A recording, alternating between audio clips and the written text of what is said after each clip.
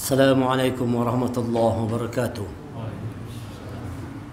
Bapak-bapak jemaah rahimakumullah, mari sama-sama kita buka pertemuan pada malam hari ini dengan membacakan basmalah. Bismillahirrahmanirrahim. Innal hamdalillah nahmaduhu wa nasta'inuhu wa nastaghfiruh wa na'udzu billahi min shururi anfusina wa min sayyiati a'malina. Man yahdihillahu فلا مضل له ومن يضلل فلا هادي له أشهد أن لا إله إلا الله وأشهد أن محمدا عبده ورسوله لا نبي بعده اللهم صل وسلم على محمد رسول الله وعلى آله وصحبه ومن تبعه وبله إلى يوم القيامة Rabbi syrah li sadri wa yassir li amri wahlul 'uqdatam min lisani yafqahu qawli. Rabbi zidni ilma warzuqni fahma. Faqala Allah Ta'ala fil Qur'anil Karim, a'udzu billahi minasy syaithanir rajim. Ya ayyuhalladzina amanu taqullaha haqqa tuqatih wa la tamutunna illa wa antum muslimun. Wahai orang beriman, bertakwa kepada Allah dengan hak, dengan benar, dengan lengkap, dengan sempurna, dan jangan kalian mati kecuali dalam keadaan sebagai seorang yang berserah diri kepada Allah, sebagai seorang muslim. Alhamdulillah, puji syukur mari kita haturkan kehadirat Allah Subhanahu wa taala atas segala limpahan rahmat, taufik dan hidayah yang Allah berikan kepada kita semua. Dengan izinnya jualah kita bisa berkumpul pada malam hari ini dalam keadaan sehat walafiat, dan kita berkumpul dengan satu niat, dengan satu tujuan. Semoga pertemuan ini membawa keberkahan, membawa kebaikan bagi kita, bagi keluarga kita, dan bagi semua umat Nabi Muhammad yang mencintai Al-Quran, yang mencintai sunnah Rasulullah.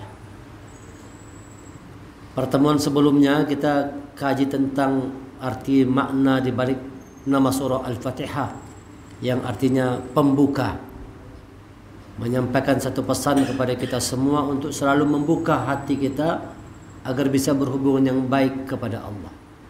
Jadi surah Al-Fatihah itu dalam rangka membuka hati, maka dia ditempatkan sebagai surah pertama dalam Al-Quran karena untuk bisa masuk ke dalam kalamullah ini, firman Allah ini, harus membuka dulu. Kuncinya membuka dulu. Tadi kita tidak akan bisa masuk ke dalam musola ini kalau tidak kita buka dulu pintunya. Harus dibuka dulu. Miftah pakai kunci. Miftahul jannah. Kunci surganya harus dapat dulu, baru bisa terbuka. Jadi makanya Al-Fatihah ditempatkan sebagai surah pertama dalam Quran dengan maksud supaya kita bisa membuka hati, membuka diri, supaya mampu berhubungan dengan baik kepada Allah. Kemudian surah Al-Baqarah, simbol sebagai kebutuhan. Al-Baqarah itu sapi itu adalah simbol kebutuhan hidup manusia. Dia kan binatang yang dimakan, bahkan binatang yang dikorbankan pada saat Idul Adha, Idul Kurban. Jadi kata-kata Al-Baqarah itu sapi betina itu membawa satu pesan, hati-hati yang dengan namanya kebutuhan, baik berupa makan, sandang, pangan, papan dan sebagainya.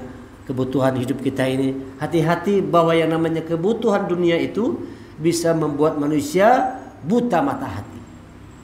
Dan kalau sudah manusia buta mata hati, maka akan terputus hubungannya dengan Allah tadi. Itu kaitannya Al-Baqarah dengan Al-Fatihah, itu urutannya begitu. Artinya kita harus membuka hati supaya bisa berhubungan baik dengan Allah. Hubungan baik itu akan terputus kalau manusia sudah terpengaruh, terkontaminasi oleh kehidupan dunia ini. Kalau sudah hidup sibuk cari kebutuhan hidup aja, nah itu putus hubungan sama Allah.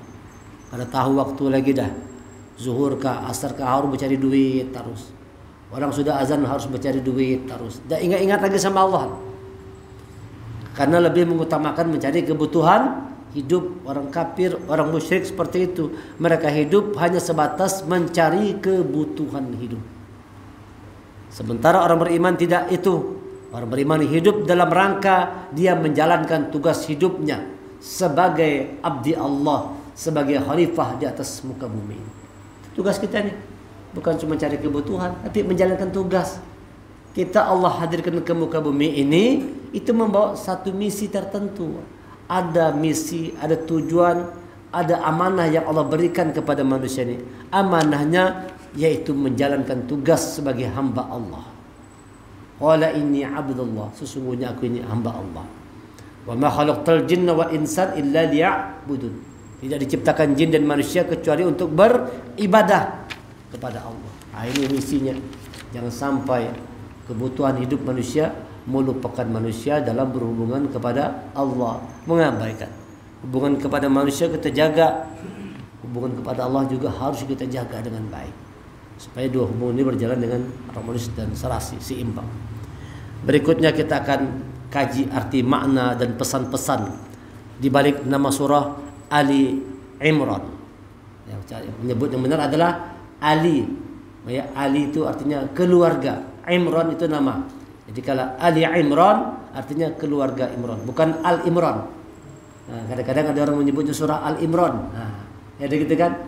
Karena terpengaruh tadi ada Al-Baqarah, ada An-Nisa, ada Al-Maidah, ada Al-An'am, ada Al-Arab, lalu menganggap surah ketiga Al Imran. Nah, padahal bukan Al Imran, yang benar adalah Ali Imran. Nah, Ali itu keluarga, Imran itu nama orang. Imran nama orang yang punya kedudukan terhormat. Nah, kata-kata Ali Imran ini terekam dalam surah Ali Imran ayat ke-33. A'udzu billahi minasyaitonir rajim. Innallaha astafa Adam wa Nuhan wa ala Ibrahim wa ala Imran 'alal 'alamin. Innallaha astafa, sesungguhnya Allah telah memilih. Nah, jadi tidak main-main, ini pilihan Allah nih. Imran termasuk pilihan Allah.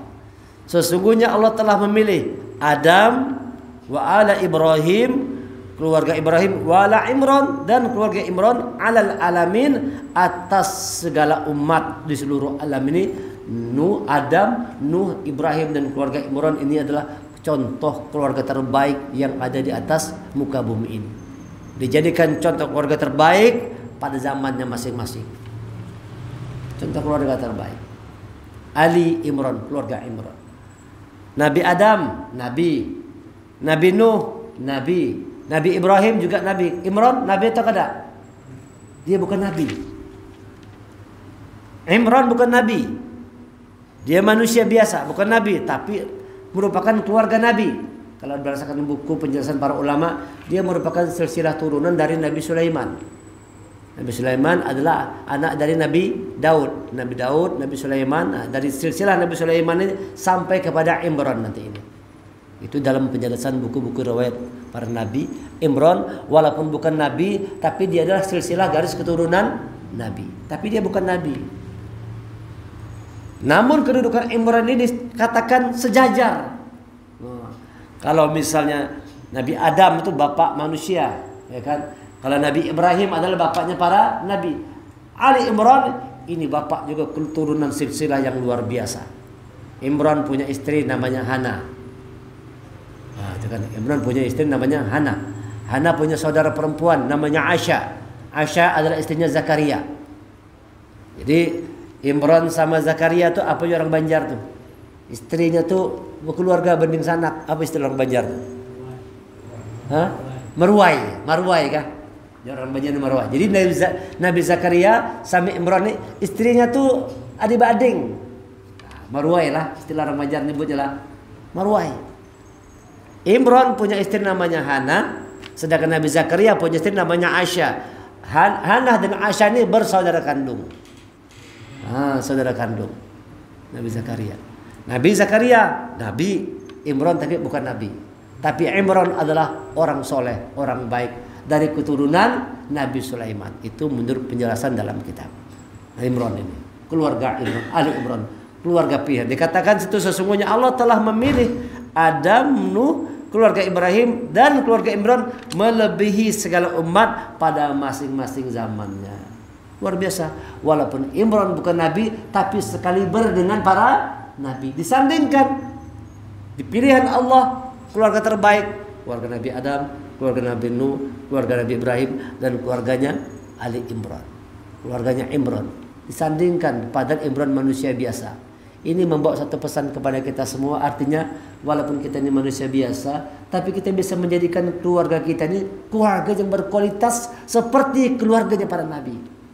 Makanya kalau orang menikah, atau kalau supaya nanti kejadian menikah nih kayak apa namanya Yusuf dan Zulaikha, ada gitu kan, seperti Yusuf dan Zulaikha, seperti Ibrahim dan Siti Hajar, seperti Nabi Muhammad dan Khadijatul Kubra. Ada doa seperti itu kan. Pasangan yang menikah itu menjadi pasangan yang baik, jangan seperti pasangan Abu Lahab. Abu Lahab ini laki bini macal dua-duanya. Tabat yada abi lahabi wa tab ma aghna anhu maluhu wa makasab. Saya sudah narzat wa imra'atuhu hammalatal hatab. Istrinya pembawa kayu bakar. Nah, tukang kompor-kompori itu maksudnya. Istrinya tukang bawa kayu bakar, ngompor-ngompori orang aja gawiannya. Mengompori suaminya Abu Lahab supaya terus berbuat zalim kepada Nabi Muhammad. Nah, ini keluarga Abu Lahab namanya, laki bini macal dua-duanya, nakal dua-duanya. Kita tentu berharap menjadi seperti keluarga Nabi Allah Ibrahim, menjadi keluarga Nabi Allah Muhammad, seperti keluarganya Imran ini, contoh terbaik pada masing-masing zamannya. Dari keluarga Imran ini lahir nanti yang namanya Maryam. Maryam perempuan. Ketika Maryam lahir, itu biasanya di Palestina. Peristiwanya di Palestina. Zaman itu orang punya tradisi, kalau lahir itu anak itu dipelihara oleh orang lain. Lalu itu menentukan siapa yang berhak untuk memelihara Maryam ini. Ya kan? Diundi, akhirnya diundi. Setiap kali diundi, ini terjadi sengketa nih. Semua merasa berhak untuk memelihara Maryam. Semua terjadi sengketa. Siapa yang paling berhak memelihara Maryam nih, ya kan? Masing-masing tuh akhirnya diundi, sepakat diundi. Begitu diundi dicabut, keluar namanya Zakaria namanya. Bahwa yang memelihara Maryam ini adalah Zakaria. Wah, kada sepakat orang. Kurang cocok ada Zakaria, ulang lagi ya. Diundi, dikocok-kocok, undi lagi, dicabut lagi, yang keluar adalah Zakaria lagi. Maka di Quran dikatakan fakaffalaha Zakaria al-mihrab, bahwa Maryam itu di dalam pemeliharaan Zakaria. Sudah ketentuan Allah sekalinya. Sampai 3 kali diulang, diundi, cabut lagi, tetap yang keluar nama Nabi Zakaria. Akhirnya fakaffalaha Zakaria al-mihrab, bahwa namanya Maryam dalam pemeliharaan Zakaria di dalam mihrabnya. Inilah sudah orang baik-baik itu akan dipelihara oleh orang-orang yang baik. Ini arti dari nama Zakaria. Nah, kemudian sementara itu makna di balik Ali Imran ini, maknanya itu arti pentingnya adalah menyadarkan kita semua supaya kita ini menjaga keluarga kita. Jadi nama Ali Imran ini untuk apa kita pelajari? Supaya kita ini menjadi pelajaran, menyadarkan kita untuk selalu menjaga diri kita dan keluarga kita. Selalulah berusaha berjuang keras menjaga diri kita dan keluarga kita agar menjadi keluarga yang taat kepada Allah, taat kepada Rasulnya. Makanya di atasnya diceritakan di Ali Imran ini, Qul in kuntum tuhibbunallah fattabi'uni yuhibbukumullah wa yaghfir lakum dzunubakum wallahu ghafurur rahim. Qul atii'ullaha wa rasul fa in tawallaw fa innallaha la yuhibbul kafirin. Langsung masuk innallaha astafa. Dari urusan taat kepada Allah masuk diberi contoh keluarga-keluarga yang taat kepada Allah. Siapa tuh? Keluarga Nabi Adam, Nabi Nuh, keluarga Nabi Ibrahim, dan keluarga Ali Imran. Ini contoh keluarga yang taat kepada Allah dan Rasulnya. Maka makna dari nama Ali Imran ini supaya kita sadar buat keluarga kita itu menjadi keluarga yang beriman dan bertakwa kepada Allah dan Rasulnya. Tugas utama kita itu jaga diri kita dan keluarga kita. Jaga diri dan keluarga. Jaga diri kita dan keluarga kita semua supaya jangan sampai nanti masuk dalam neraka api jahanam. Na'udzubillah. Tugas kita jangan sampai orang lupa mendidik anaknya. Orang tua sebaik apapun kalau tidak mendidik anaknya, itu orang tua akan terhalas untuk masuk surga. Ada orang tua yang soleh, ibu yang soleha, rajin dua-duanya ibadah, tapi anaknya lupa dia didik dengan baik, dengan benar. Terhalang masuk surga karena dituntut oleh si anak. Orang tua nak masuk surga, tidak ridho anak. Ya Allah, aku tidak ridho. Kenapa aku masuk neraka sementara orang tua aku masuk surga? Aku tidak ridho. Kenapa tidak ridho? Kata Allah, karena kedua orang tua aku tidak pernah mendidik aku, tidak pernah mengajarkanku. Nah, bayangkan tuh, gara-gara itu lalu kita tidak jadi masuk dalam surga, diseret ke dalam neraka oleh anak yang lupa kita didik selama hidup di atas dunia ini. Maka jaga diri kita dan keluarga kita, jaga supaya tetap dalam ketaatan kepada Allah, taat Rasul. Jangan sampai lalai mendidik anak, lupa. Makanya yang namanya mendidik anak bukan sampai dia dewasa, remaja, menikah, sampai mati.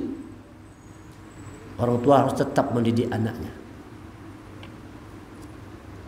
Jangan lupa tuh, harus benar pemahaman. Jangan kira kalau sudah akil balik selesai sudah. Tidak. Orang tua tetap wajib mendidik anaknya sampai dia meninggal dunia. Kalau ketemu anak walaupun sudah menikah, sudah sholat karena sudah sholat belum, itu tetap orang tua ingatkan terus, walaupun dia sudah menikah. Tetap orang tua setiap bertemu mengingatkan anaknya untuk jadi orang yang taat kepada Allah. Sebab keluarga, orang tua punya kewajiban menjaga keluarganya dari yang namanya bahaya api neraka. Sebagaimana Allah firmankan dalam surah 66, surah At-Tahrim 66 ayat 6. A'udzubillahi minasyaitonir rajim. Ya ayyuhalladzina amanu qu anfusakum wa ahlikum nara waquduhan nas wal hijarah 'alaiha malaikatun ghilazun shidadun la ya'suna Allah ma amarahum wa yaf'aluna ma yu'marun. Wahai orang-orang yang beriman, peliharalah dirimu dan keluargamu dari api neraka yang bahan bakarnya adalah manusia dan batu, penjaganya malaikat-malaikat yang kasar dan keras yang tidak durhaka kepada Allah terhadap apa yang telah Dia perintahkan kepada mereka dan selalu mengerjakan apa yang diperintahkan. Suruh kita oleh Allah jaga diri dan keluarga dari api neraka. Sampai kapan menjaganya? Sampai kita mati, bukan sampai dia menikah. Barangkali sudah nikah dia lalai, lupa. Dulu waktu dia masih single, bujangan, waktu masih sama kita sholatnya. Siapa tahu setelah menikah berubah karena sholat lagi. Orang tua tetap mengingatkan. Sudah sholat belum nak? Sudah sholat belum nak? Masih baca Quran kada? Kita masih mengaji. Kalau wajib orang tua menjaga, mendidik anaknya sampai itu hak. Bukan cuma sampai dia menikah kewajiban kita lepas tanggung jawab. Enggak, tetap dibimbing. Allah katakan tidak dikasih penjelasan sampai kapan waktunya itu menjaga diri dan keluarga dari neraka, itu tidak dijelaskan sampai kapan waktunya. Artinya selama kita hidup harus tetap punya komitmen yang kuat, jaga diri dan keluarga dari api neraka. Tetap mendidik anak istri kita. Bagaimana cara mendidiknya? Belajarlah bagaimana keluarga Ali Imran ini mendidik anak-anaknya. Kita bisa belajar. Itu makna di balik itu. Jadi di balik kata-kata Imran itu menyadarkan kita jaga diri dan keluarga untuk tetap ketaatan dalam koridor ketaatan kepada Allah dan Rasulnya, jaga diri dan keluarga dari bahaya api neraka. Berikutnya hubungan Ali Imran dengan surah Al-Baqarah. Kalau Al-Baqarah itu surah tentang kebutuhan hidup, bukankah kalau orang berkeluarga perlu cari kebutuhan hidup? Perlu enggak kita? Perlu kan? Karena yang namanya keluarga, apalagi kepala keluarga, dia punya kewajiban untuk menghidupi keluarganya. Memberinya sandang, memberinya pangan, papan, pakaian, makanan, tempat tinggal. Itu wajib tuh seorang keluarga memberi keluarganya. Ini kan soal kebutuhan hidup. Nah, itu kebutuhan zahir. Itu kan sandang, pangan, papan, itu kebutuhan zahir harus dipenuhi. Tetapi ada juga kebutuhan batin yang harus kita penuhi. Nah, kadang-kadang orang ini hanya sebatas memenuhi kebutuhan zahir, maka ada kan zahir batin. Nafkah zahir batin. Nafkah zahir batin bukan cuma kepada bini aja. Kalau kita nafkah batin lalu kita memandangnya negatif kan? Itu urusannya tuh. Urusan nafkah batin yang satu itu urusannya. Paham orang begitu kan? Harus tanggung jawab, harus bisa bini itu kasih nafkah batin. Nafkah batin bukan cuma yang satu itu aja. Bukan cuma urusan yang satu itu aja. Nafkah batin itu tetap membimbing bini itu jadi orang yang taat sama Allah. Suruh dia sholat, suruh dia ngaji, bangunkan malam-malam. Tugas suami itu. Itu nafkah batin juga namanya, memberi pendidikan yang baik kepada anak istri, berikan pendidikan yang baik segala macam. Jangan sampai kita lalai. Nah, jangan sampai tadi kebutuhan hidup lalu kita melupakan tugas utama seorang kepala keluarga. Ali Imran memberikan contoh, bagaimana dia mendidik anak istrinya itu. Bagaimana dia mendidik anak istrinya. Luar biasa Imran ini. Ya kan? Bagaimana cara mendidiknya? Yang pertama, perhatikan. Yang harus kita lakukan kalau kita membangun keluarga ini, yang pertama, pastikan bahwa rezeki yang kita berikan, makanan yang kita berikan kepada keluarga kita, anak istri kita tuh, yakinkan itu sesuatu yang halal, halalan thayyiba. Itu tugas pertama kita. Tugas pertama berkeluarga, beri makanan yang halal. Pada bini itu halal. Kalau makanan haram, naudzubillah. Kata Rasulullah, kalau orang makan haram, apa yang kita makan itu menjadi darah dan daging. Dan iblis itu akan mengalir di aliran darah orang yang makan haram. Inna syaitan yajri minal ins majrad dam. Ini hadis Rasulullah nih, hadis Sahih Bukhari. Sesungguhnya syaitan itu dia hidup di aliran darah manusia, majrad dam, dalam aliran darah yang mana di aliran darah itu terdiri dari makanan yang haram. Makanya kalau dikasih anak bini makan haram, macal anak bini, ngali diatur, keras kepala, nakal. Kenapa? Coba periksa, barangkali apa yang kita berikan bukan sesuatu yang halal. Haramnya kita kasih makan. Orang-orang kalau anak itu dari hasil yang haram, perhatikan bagaimana anak itu. Dia akan sulit untuk menjadi orang yang baik. Kenapa? Yang dimakan haram, yang diminum haram, yang dipakai haram. Ada orang kata Rasulullah, dia berdoa sudah, harusnya doa itu mesti dikabulkan karena dari keadaan fisiknya sudah lusuh, sudah kumal, sudah capek dari perjalanan jauh segala macam keletihan. Yang kalau dia berdoa harusnya doanya dikabulkan. Tapi kata Rasulullah, doanya tidak didengar oleh Allah. Kenapa? Sebab yang dimakannya haram, yang diminumnya haram, yang dipakainya haram. Tertolak doa orang-orang yang menempel pada badannya sesuatu yang haram. Jadi kalau kita ingin bangun keluarga yang beriman bertakwa seperti keluarga Ali Imran ini, pastikan yang pertama beri makanan yang halal kepada keluarga kita. Allah berfirman dalam surah Al-Baqarah ayat 168. A'udzu billahi minasy syaithanir rajim. Ya ayyuhan nasu kulu mimma fil ardi halalan طيبا ولا تتبعوا خطوات الشيطان إنه لكم عدو مبين. Wahai manusia, makanlah dari makanan yang halal dan baik, yang terdapat di bumi. Makan yang halal, makan yang baik. Janganlah kamu mengikuti langkah-langkah setan. Setan nyuruh makan haram. Maka orang weh ini sudah, jangan pikirkan halal haram, mencari yang haram aja ngalih. Ada kata-kata kayak itu tuh. Ini kata-kata orang kena gangguan setan nih, diserang setan sudah. Ada ungkapan begitu tuh. Udahlah, ada usah mikir-mikir haram halal lagi. Wah ya ini jar, yang haram gitu ngalih dicari, apalagi yang halal. Ada seperti itu ungkapan. Ini ucapan yang dipengaruhi oleh langkah kaki setan. Dan janganlah kamu mengikuti langkah kaki setan. Wahai manusia, makan yang halal dan baik, jangan ikut setan. Apa maksudnya? Setan nyuruh makan itu haram, makan aja. Kalau saya mikirkan baik, yang penting nyaman. Yang penting nyaman, yang penting kenyang. Halalkah, haramkah, baikkah, buruk, jangan peduli, makan aja ajar setan. Ampun orang, makan aja. Itu setan nyuruh kayak itu setan. Nah, orang-orang yang makannya tidak menjaga makanan itu akan kesulitan untuk jadi orang takwa kepada Allah. Bapak, kawan sekalian, menghafal Quran salah satunya. Kalau makan menghafal Quran di banyak yang haram masuk, susah menghafal Quran. Sulit menghafal Quran tuh. Kalau haram masuk ke dalam badan kita tuh, ngalih Quran mau hafal. Kenapa tuh? Rasulullah mengatakan sesungguhnya setan itu hidup di aliran darah orang-orang yang darahnya bersumber dari makanan yang haram. Disitulah setan. Jadi kalau orang makanan haram tuh setan menguasai dirinya di aliran darah kan. Makanya kan dikirim lewat darah, masuk ke otak, masuk kemana-mana kan ada tuh darah tadi tuh. Jantung dipompa oleh jantung memompa darah kan, ngalir darah kemana-mana semua nih. Bayangkan di aliran darah kita ternyata setan hidup di sana.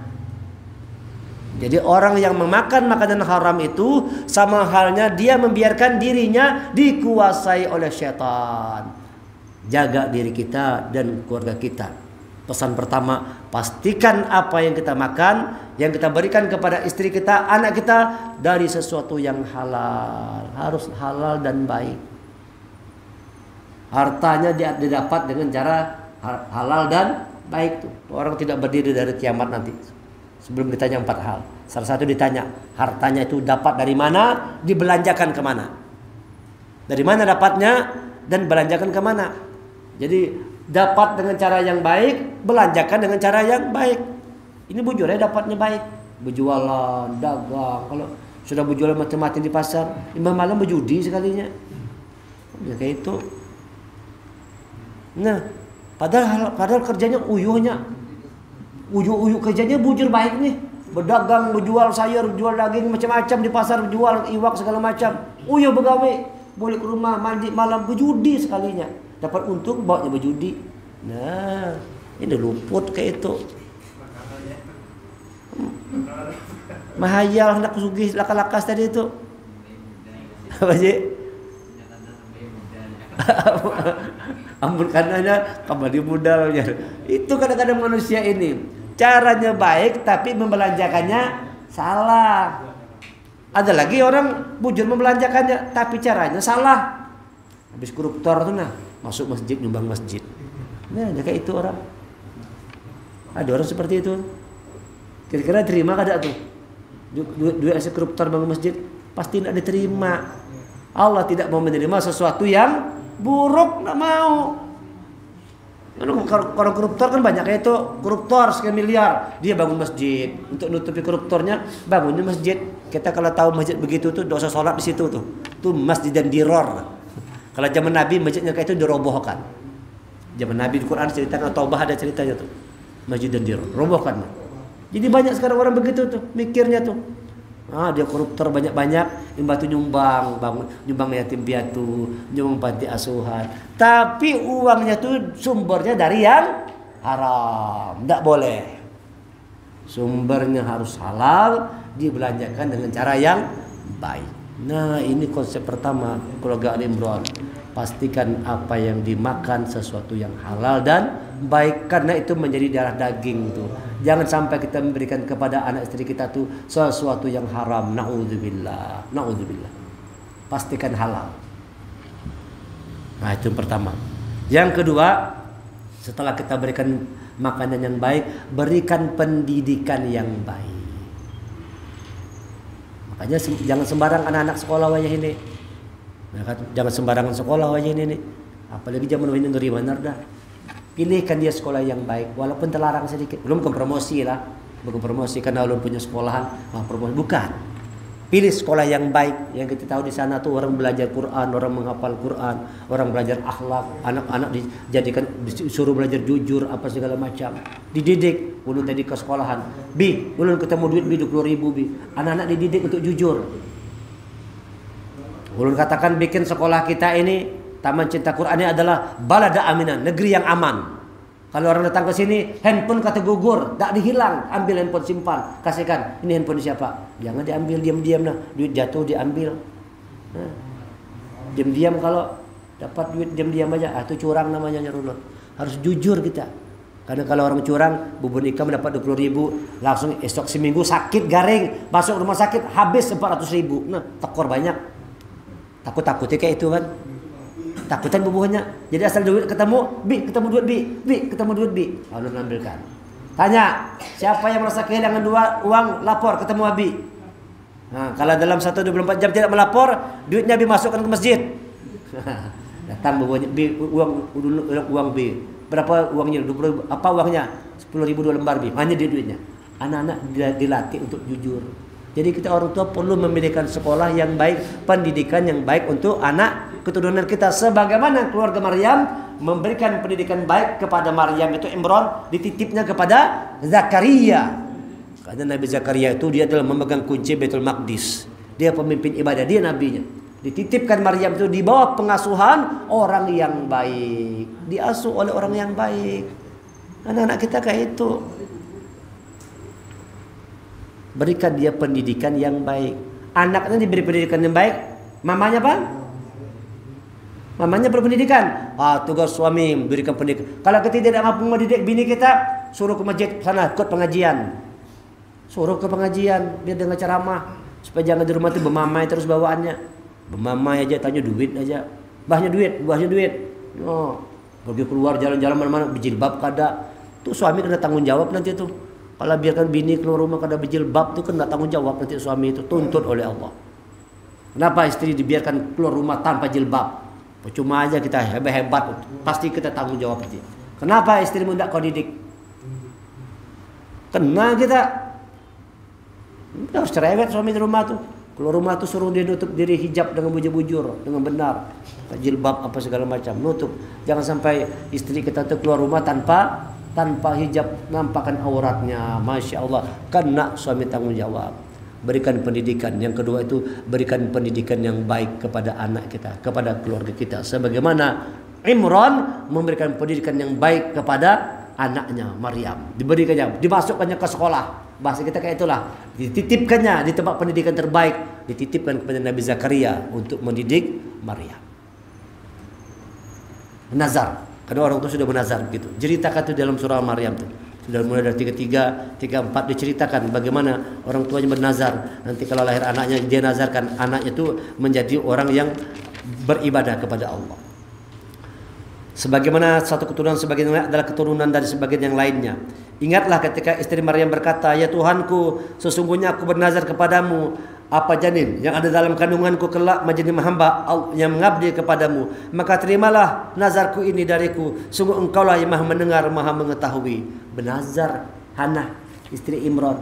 Kalau punya anak nanti dia akan dijadikan seorang yang menyembah kepada Allah, menjadi hamba Allah, mengabdi kepada Allah. Maryam hanya beribadah di mihrab. Dari situ keluar rezekinya. Maka ketika dia menerimanya dengan penerimaan yang baik, maka ketika melahirkan dia berkata, "Ya Tuhanku, aku telah melahirkan seanak perempuan, padahal Allah lebih tahu apa yang akan dilahirkan, dan aku memberi nama Maryam, dan aku mohon perlindungan untuknya dan anak cucuku dan ganggu setan yang terkutuk." Didoakan oleh Mama Hannah. Maka dia Allah menerimanya dengan penerimaan yang baik, membesarkannya dengan pertumbuhan yang baik, dan menyerahkan pemeliharaannya kepada Zakaria. Fataqabbala rabbuha Zakaria al-mihrab. Apa namanya ini? Kullama dakhala 'alaiha Zakaria al-mihrab, dititipkanlah Maryam itu wa kaffalaha Zakaria, dalam pemeliharaan Zakaria. Diberikan kepada Maryam pendidikan yang baik. Nah, kita begitu juga supaya keluarga kita terjaga. Pertama, kasih makan yang halal dan baik kepada keluarga kita. Berikan makanan yang halal, baik sumbernya. Yang kedua, berikan pendidikan yang baik. Pilihkan dia sekolah yang baik. Masukkan ke dalam sekolah-sekolah yang baik. Supaya jadi orang yang soleh. Hafal Quran. Mulai halus begini nah, menghafal Quran sudah. Harus begitu sudah wahai ini. Insya Allah kalau mulai seumurin menghafal Quran, dia cinta Quran. Nanti dia tamat SD, SMP, SMA, insya Allah menjadi hafal Quran. Ahlul Quran sudah. Harus dari kecil. Kalau sudah Tuhan ngalih kayak kita ini ketuhaan sudah menghafal, kada kau hafal lagi dah. Bersamut kepala dah. Ngalih benar dah. Banyak sudah sini nih. Iya Mas Bola. Hari ini hafal, kalau malam lupa, bola hilang nah. Bersamut sudah kepalanya nah. Banyak beban di kepala. Pikirkan macam-macam. Ngalih kita. Ya kalau tapi ini masih fitrah. Kada dosanya nih. Fitrah dosa. Ini suruh masukkan pondok penghafal Quran kecil harus menghafal Quran.